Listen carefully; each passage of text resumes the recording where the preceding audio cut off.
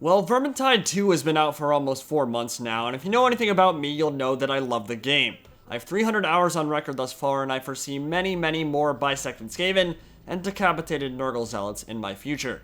So what I want to do today is sit down and talk about V2, where we are in the game's lifecycle, the modding community, and just the state of the game in general. In the background, you'll see gameplay from 2 separate Legend True Solo runs with Mercenary Kruber and then Waystalker Carillion, and for me, they kind of represent the reasons why I keep coming back to this game, an immersive and sometimes incredibly challenging setting where I can keep pushing that envelope to get better and better. And True Solo, whether you're playing with visual mods or not, is that next peak for Vermintide 2 that I would really like to conquer. So if you're looking for a challenge, I highly recommend heading to the modded realm and picking up some quality of life tweaks and visual flair that add that extra bit of flavor to a very intense gaming experience. When you get into a Legend difficulty run by yourself for the first time, with no bots, no friendlies, and no support whatsoever, you go learn real quick, or you're gonna get punished over and over and over again. Frustrating, but fun as hell, and a great way to get better at the game. Now, if you've been paying attention to the Vermintide subreddit recently, you'll likely have seen a fair amount of backlash towards Fatshark, and a lot of frustration that's built up over the last few months, and frankly, some of it is pretty understandable. The Stockholm-based developer made some promises before launch that still haven't come to fruition yet. The roadmap that had approved mod support, dedicated servers, and 2 new DLC maps coming April or May has long since passed us by, and we still have no idea when those things might be coming, other than sometime in 2018. Keep decorations and dedicated servers in particular were advertised quite a bit before launch, and they're still MIA, so rightfully, that's ruffled more than a few feathers. Fatshark is currently working on the console port for Vermintide 2, and they've handled the slowdown a lot like Creative Assembly actually, and that they've said repeatedly that there are separate teams in the studio and that their division of labor means it's not affecting the PC at all, which we know isn't really accurate. There was actually a huge gap during Vermintide 1's lifecycle when the console ports were in development where the PC version got absolutely no support or additional content whatsoever. It was a ghost town for months. I want to say almost a year, or rather half a year of mostly radio silence, and I don't think we'll get even close to approaching that in Vermintide 2, but there's no question the Xbox One port has soaked up quite a few of the dev teams' limited resources and pushed back the timing on a lot of the important pieces of content we were expecting in the near future. And then there's the loot system, which still needs a hell of a lot of work. Red rarity drops have gotten a lot more frequent, which is great, but the jewelry to weapon ratio is completely out of whack right now. I mean, you just don't need 20 necklaces. There are only a handful of combinations that are even worth using, and it's not uncommon to drop 5 or 6 of the same red item while you desperately hope that RNGesus blesses you with the weapon you actually want. I personally have 3 red glaives with the exact same illusion, 6 red swift bows with 5 of them having the exact same illusion, but I've not dropped a sword, dual daggers, or dual swords once, despite opening hundreds of legend boxes on the elf, and those are the weapons I wanted the most. To this day, despite Kruber being my second most played character, I have not dropped even a single halberd illusion of any rarity. Not a single one. Not a single halberd illusion once. Now, there was a cosmetic DLC recently that added more hats and visual upgrades for people to work towards, which is awesome. But the problem is the drop rate on cosmetics is abysmally low, like well below 1%. So if you happen to be opening a lot of commendation chests to power level in the early days of Vermintide 2, the likelihood that you're going to drop cool hats has gone way down now because you're never going to get those chests back, and you've missed out on when those chests would have a much higher chance of dropping something good. In 300 hours, I've dropped 3 hats. One of them a ranger helmet that is literally the exact same as the default one, but I know some people with 500 to 600 hours that have 2 to 4 hats themselves, and I'm personally of the opinion that that is completely absurd. On a purely RNG-based loot system like this, there are some people with hundreds of hours who have never dropped a single cosmetic once, and that is gross. I get wanting to make them a little bit more rare, a little bit unique, but considering that Vermintide was one of the most heavily advertised selling points of the game pre-launch, and especially in the launch trailer, it doesn't feel very good to drop one crappy hat every 100 hours of gameplay. It's just not a very good drop rate. Now, thankfully, I'm not really a guy who only plays to chase that carrot.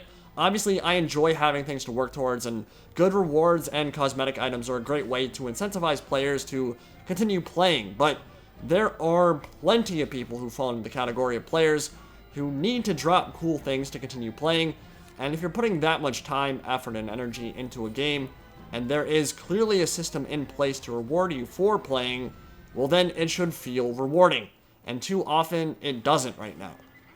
There's still no guaranteed way to work towards specific items you want.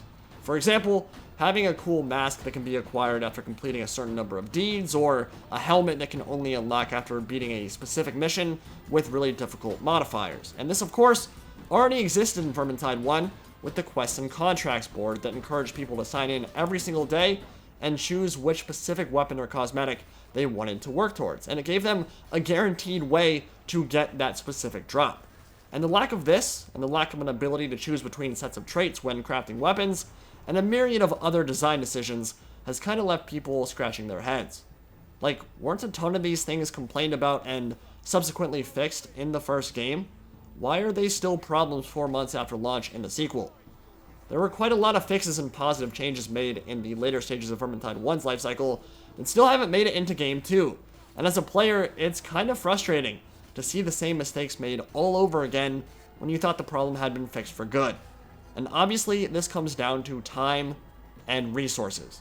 I hate when people call developers lazy. I'm sure that accusation has been true at some point in the past, but I think it's really easy for us to sit behind our computer screens and picture game developers jerking off, counting their money, putting dollar bills in strippers' G-strings, and snorting lines of cocaine in the office. But more often than not, that is not really what's going on. I can pretty much guarantee that Fat Shark is working their asses off right now, because the games industry is notorious for obscenely long work hours, and that's something that I think a lot of people often forget. Unfortunately, that work that's being put in right now is just going into something that doesn't benefit PC players in the short term. So while I am certainly happy for my console brethren, I'm a little bit selfish and of course want new content on my platform more than anything else.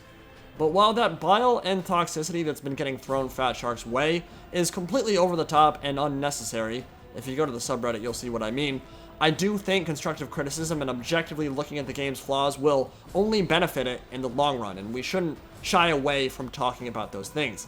And there will certainly be a little bit more criticism here before we get to my personal opinion on the overall state of the game. I addressed this earlier in my video about hero power. I guess that was about a month or maybe 2 months ago, but the talent system definitely needs an overhaul right now. In theory, the idea is amazing, and there are a lot of really cool talents, but for every awesome one that truly alters gameplay and playstyles, there are 2 more that are completely useless or just copy-paste across like 5 different classes. And what this does is introduce the illusion of choice rather than giving players meaningful decisions with pros and cons at each talent level. Overall, I'm quite happy with the design of the characters themselves, their abilities, and their selection of weapons, although, of course, weapon balance can always be improved. And each class really does feel unique and bring their own flavor to the table. And I think Fat Shark should receive a lot of praise for how well designed their characters are. And despite what some people would have you believe, classes like the Witch Hunter Captain, like the Battle Wizard, like the Ranger Veteran, can shine in the spotlight and completely dominate in the hands of a capable player and fill unique niches that other classes can't always provide. I play with some really good Witch Hunter Captains and Battle Wizards at the highest level of play, and they consistently perform as well or better than meta classes, so the idea that they aren't viable or can't compete with others is kind of silly. Doesn't mean they don't need a bit of a rework here or there, but overall, any class can perform, and perform just as well as anything that's well established in the meta. The difference is player skill, and that's one of the most appealing things about Vermintide 2 in general, is that it is very reliant on how skilled you are at the game. Now, sound in the current iteration of Vermintide is a big pet peeve of mine. It has gotten significantly better since launch, where I was having audio issues it felt like every 5 seconds, so massive improvement since March, but rarely have I seen a game do sound design so well and yet implement it with so many problems.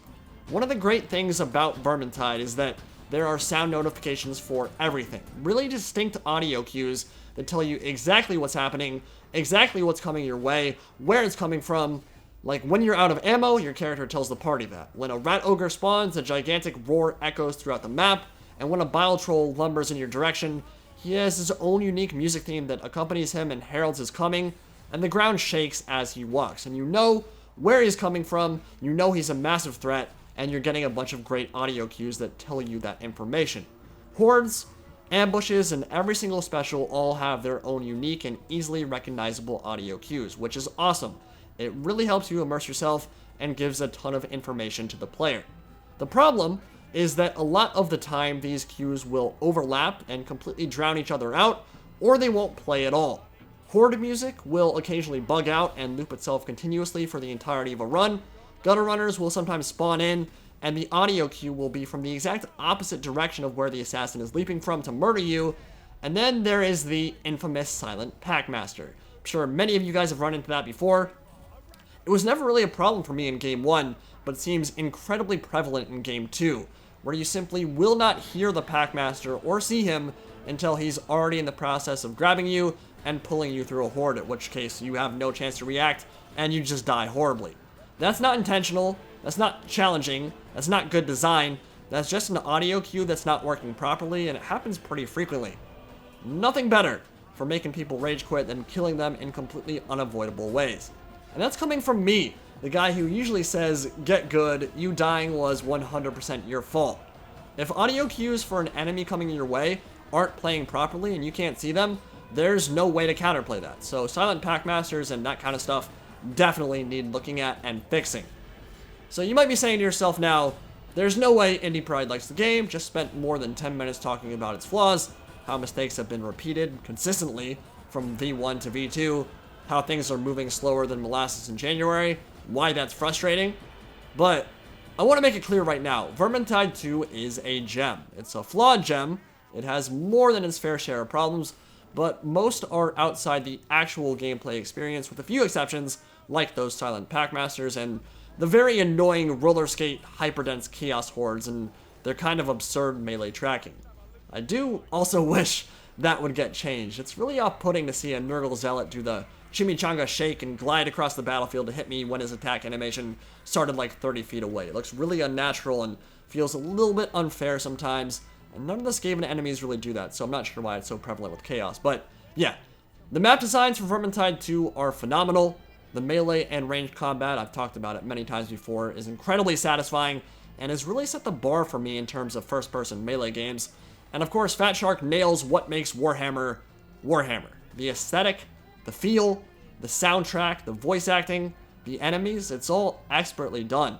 And it's why I keep coming back to this series. Like, I don't put 300 hours of my life into bad games. I don't put that kind of time into even subpar games. I wouldn't be playing that much time if I didn't think it was an amazing game. There's plenty of room for improvement, don't get me wrong, but this game is in nowhere near as bad a shape as some people on the subreddit or elsewhere would have you believe. And I think for a lot of the casual player base who just want to jump in and slay some chaos and ratman baddies, they wouldn't even notice a lot of the issues I've talked about. For me, one of the best things about Vermintide is that the skill cap is so high that the game is so easy to get into, and that's a sign of a really deep, interesting, and skill-based game, where a newer player can jump in and just kind of spam left-click and wildly hack and slash their way through a map and have a good time. But as you delve further into the mechanics of melee and start playing higher difficulties, you start realizing the importance of positioning and aim and reaction speed and timing of abilities, and that rabbit hole goes very, very deep, which means you always have room to improve and learn, which is awesome, and a great way to incentivize players to continue coming back and getting better at the game. And the clutching. Oh my god, the clutching in this game is so satisfying. Now, in terms of the modding community and the content we've been seeing on the Steam Workshop, we still don't have any sanctioned mods yet to be used in the official realm. Fat Shark is still working on implementing that system, but there are already quite a few cool ones up. From quality of life changes that can disable your HUD, or kill bots command for solo players, a third-person mod, which I'm using right now in this video, and even a photo mode that allows you to move freely throughout a map and pause the game for some really epic screenshots. There's even a massive list of 700 plus commands that allow you to pose your hero and add some flair to those of you looking to make photo albums or thumbnails. And there's even a mod that unlocks all the cosmetics hidden in the game files, and there are some very sexy ones hiding there that kind of make you wonder why Fat Shark hasn't released them all yet, given some of the backlash they've received about how they've handled the cosmetics thus far. I imagine they will come out at some point, although there were actually quite a few cosmetics that never made it into Vermintide 1 that were hidden in the game files throughout that entire time. But we'll see soon enough. I think it would go a long way towards making people pretty happy if they up the drop rate on those that already exist and unlock some more of those cosmetics for player use, because those are the carrot at the end of the stick that a lot of people are looking forward to, and they really need that kind of gift or reward at the end of a run to really feel like they're accomplishing something, and I don't really blame them for that kind of idea or that train of thought. I mean, hell, half the reason I'm playing on the modded realm for this gameplay is to show off that sexy Death's Head merc hat you saw at the beginning of the video, and all black Carillion straight out of Loren outfit I'm rocking with right now. You tell me cosmetics don't matter? You tell me fashion tide doesn't matter? Play in third person and say it to my face, because, yeah. How your character looks is half the fun of Vermintide, right? So, there are even some new game modes on the workshop right now as well. Storm Vermin Mutation makes its return from V1 as Mythical Vanguard is what it's called now, made by Grimalact, where all hordes are upgraded and specials turn into bosses, which is, as you might imagine, absolutely insane, and I'll definitely be doing some videos with that. But that's just barely scratching the surface, I think. I haven't talked to many modders yet, but from what I understand, there is quite a lot that can be done with the modding tools on V2, and if people can figure out how to add custom assets or animations, we could be looking at an entirely new game with an absurd amount of player-created content in a year or two. And that would obviously be huge for the longevity of the series, and if people are making their own mods, their own maps, I mean, like, modded maps, like, think about the longevity that in and of itself could add. I mean, that's almost like infinite replayability. That's seriously amazing stuff if people can get to a point where that works out. So there's a lot that can be done on the modded workshop, and I'm very excited for what that means for the future of the series, as I was before launch, and if people can do some really cool stuff with it, I'm going to be a very happy camper. Now, I'm of course very interested to see what maps and new weapons Fat Shark themselves release in the new DLC, and obviously I'm hoping it comes very, very soon, because I'd really, really like to avoid the huge ghosting period veterans endured during Vermintide 1. If you were around during that time period, it was not very much fun, and I would not like to see that happen again. I have full faith that the content will roll in, that the game will consistently get better, and that the vast majority of the changes that are made in the coming weeks and months will benefit players. For me personally, I've owned one Fat Shark game before this, V1, and though it definitely had a very rocky launch and its fair share of bugs and performance issues and other problems, the core gameplay from day one was phenomenal. And even after a long period of console porting, where people thought the game was going to die off, Fat Shark came back roaring with a vengeance and released some of the best patches and content additions in the series history. I fully expect that same thing to happen with Vermintide 2, especially given how well it sold, but we'll just have to be patient, and during that time, I will vent my frustration that these long delays keep hitting games that I create content for. Of course, Total War Warhammer has been dealing with that a lot lately, and unfortunately it seems like Vermintide has kind of been dealing with the same thing. I highly recommend it, even right now, but I think it's going to be a much better game in 6 to 12 months. And yeah, I mean, you're going to have fun if you buy the game now, especially if you like the first one, but definitely, without a doubt in my mind, 6 to 12 months down the road, it's going to be in really good shape, I think. So let me know what you think about the state of the Vermintide series right now, what you'd like to see next from them, what you'd like to see in the DLC, and I'll see you all in the next video. Indie Pride, signing out for now. I'll leave you with the rest of this Carillion gameplay.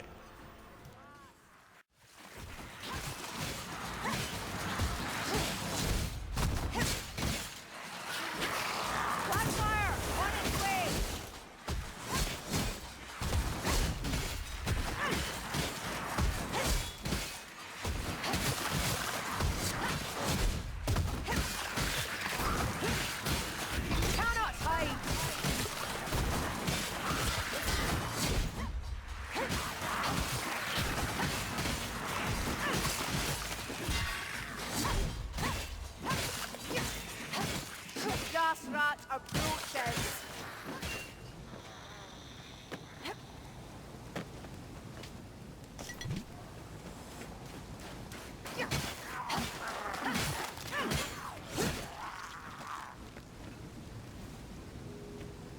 Those big, unsightly wheels. Wouldn't it help if they were properly aligned?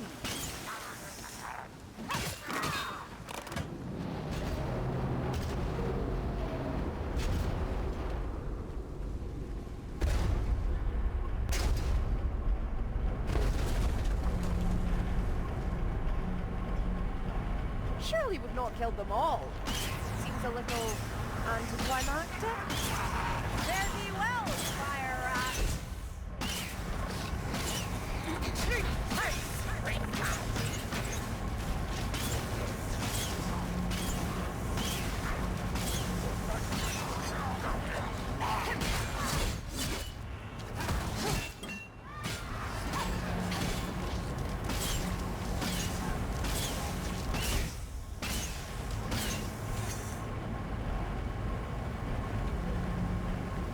What was that?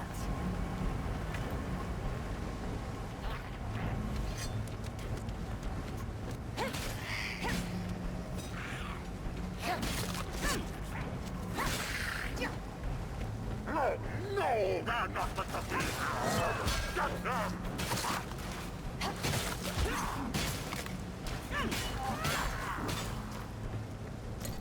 Fire rat!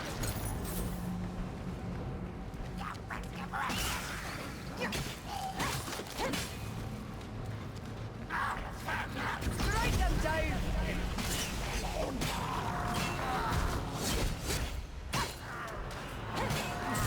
Luminaire! Bring it down! Stand back! It's going to explode!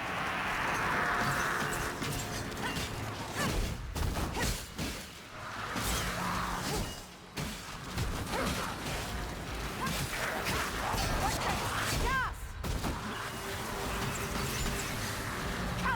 Get out of this pot! Blade through!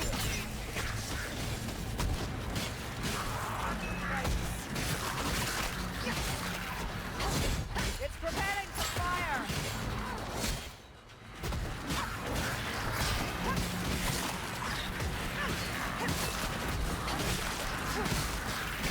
For Loren!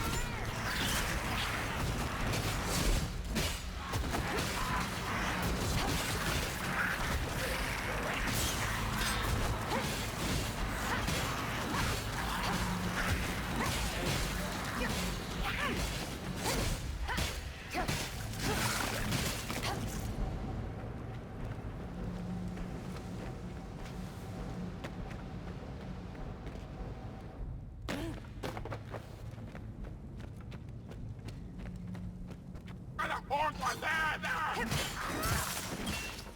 Here! Ammunition!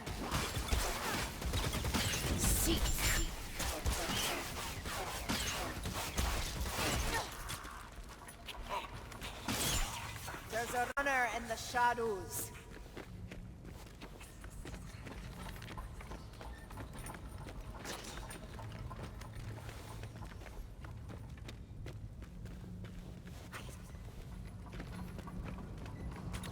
A gutter gunner! Are you ready, mayflies? Stay alert for gunners, mayflies.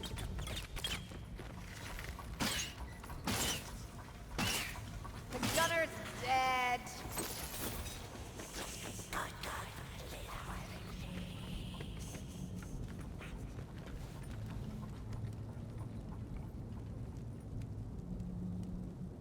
For Loren! Dead assassin. Not before time. I think we broke the warp fire thrower.